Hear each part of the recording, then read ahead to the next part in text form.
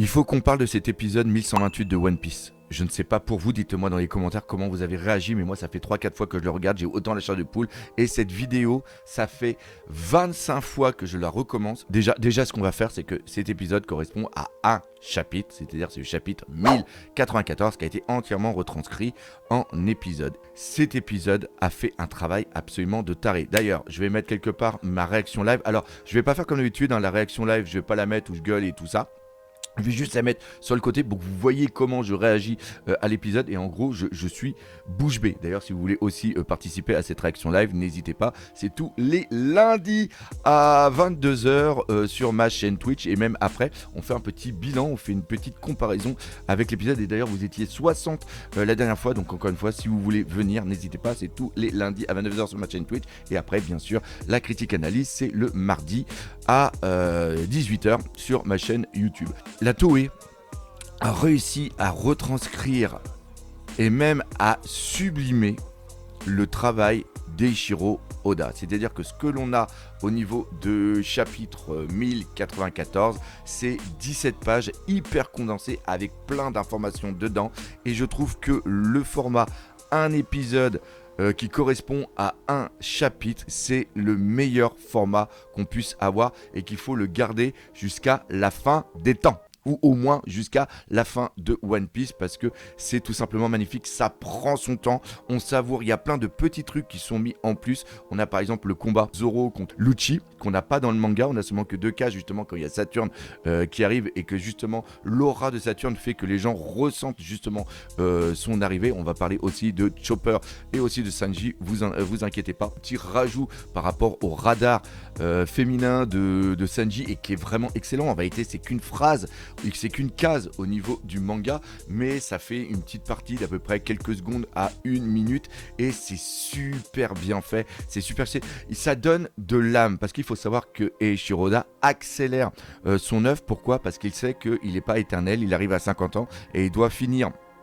One Piece très tôt, parce que si on remet dans le contexte de ce qui s'est passé en 2023, on a eu la mort de Miura, et l'année suivante on a la mort de Akira Toriyama, et Eiichiro Oda il dit que si je veux finir mon manga, contrairement à d'autres mangaka comme par exemple celui de Hunter x Hunter, si on veut que l'œuvre de One Piece se termine, parce que imaginez que One Piece se termine pas, ça serait complètement incroyable. Donc Eiichiro Oda il se dit ok, faut qu'on y aille vraiment à fond, let's go, et on va s'éclater dessus. La Toei va être là justement pour apporter plus d'informations, de délayer les combats et apporter vraiment des choses en plus, et c'est ce qu'on ressent. C'est-à-dire que je pense que maintenant, et je le dis concrètement ici dans cette vidéo, si tu es un anime only, tu vas kiffer ta maman.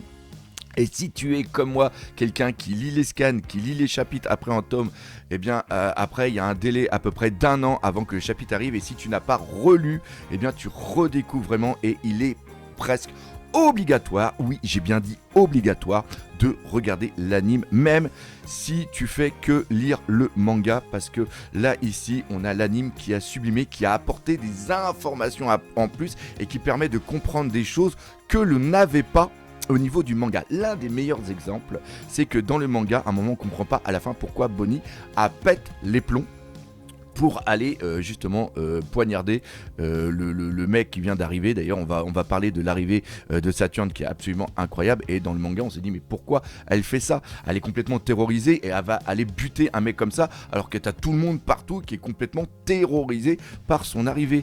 Et le fait que dans le flashback, enfin dans l'anime, ils mettent des petits passages de flashback, et que toi si tu as lu le manga, tu comprends vraiment pourquoi cette colère et cette terreur se mélange vraiment des deux, et que Bonnie attaque, et bien justement tu le comprends parfaitement. Pareil, l'attaque qu'elle fait, ou quand elle tire une balle, le mec il a cette impression d'être mort, cette sensation de mort qui est présente, on l'a sur quelques cases dans le manga, mais dans l'animé c'est vraiment bien délayé pour qu'on comprenne comment fonctionne le pouvoir. C'est absolument fantastique. On va reprendre aussi le haki de l'observation par rapport à Sanji, qui grâce à son radar, en vérité c'est son haki de l'observation, mais qui est seulement dédié ici que sur les femmes. En vérité c'est de l'humour mis en place par Eiichiro Oda, mais dans la Toei ils mettent ça par rapport à son haki d'observation, parce qu'on sait qu'il a un haki de l'observation qui est hyper détaillé. Ça c'est justement ce que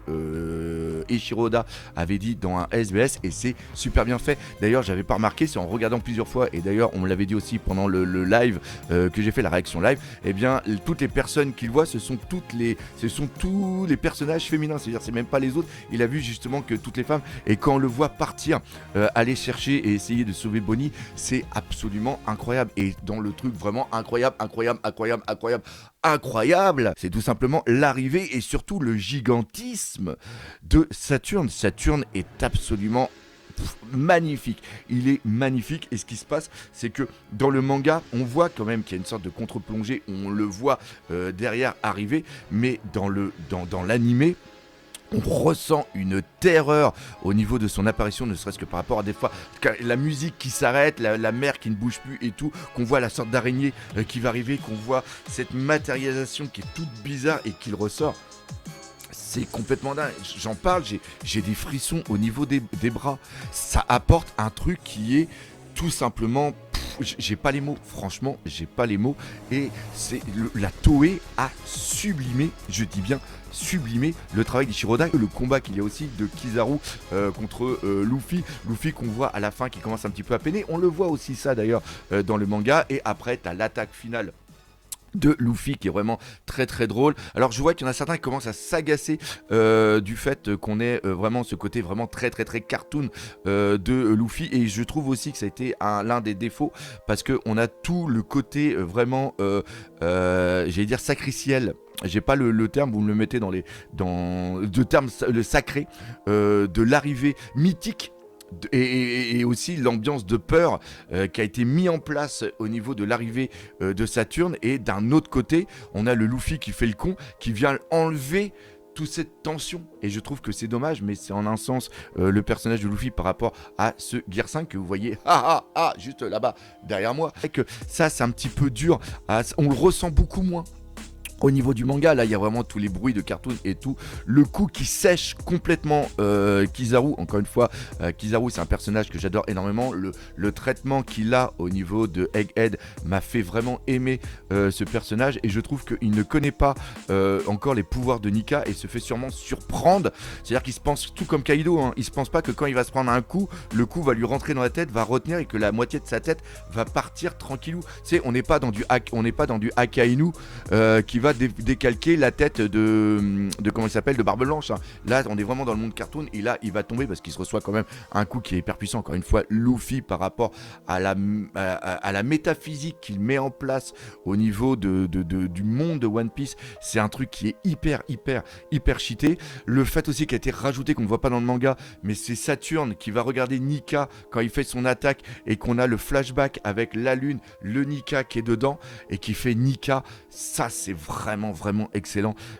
Le Chopper aussi que j'ai oublié de dire, parce que ça aussi c'est un petit truc qui avait un petit peu choqué, je vois qu'on me l'a dit aussi un petit peu dans les commentaires, c'est que Chopper a le haki de l'observation. Alors en vérité il n'a pas le haki de l'observation, il a tout simplement un instinct animal, et il sent la dangerosité qu'il y a au niveau de l'arrivée de Saturne. On le voit aussi avec les différents marines, comment ils réagissent. D'ailleurs j'adore énormément le fait que le marine qui se fait éclater, tu as l'épée de la marine qui tombe, qui va après tomber à un endroit, et c'est cette épée là qui va être prise par Bonnie pour après attaquer Saturne. Vous voyez, il y a tout plein de petites choses qui ont été rajoutées et qui font que cet épisode était absolument dingue. Il est très dur de parler de cet épisode sans spoiler la suite pour les animes only. La semaine prochaine, il faut savoir que on a un épisode récapitulatif sur l'histoire de Bonnie qui va être très important. Pourquoi ? Parce qu'elle permet de mettre en place tous les flashbacks qu'on va avoir après, et comprendre justement toute cette histoire au niveau de Bonnie, peut-être aussi au niveau de Kuma. Il va voir. Donc c'est un épisode qui va encore servir malheureusement de tampon, donc il va pas être spécialement intéressant, mais on va quand même faire la réaction live. Donc n'hésitez pas à venir sur Twitch à 22h le lundi.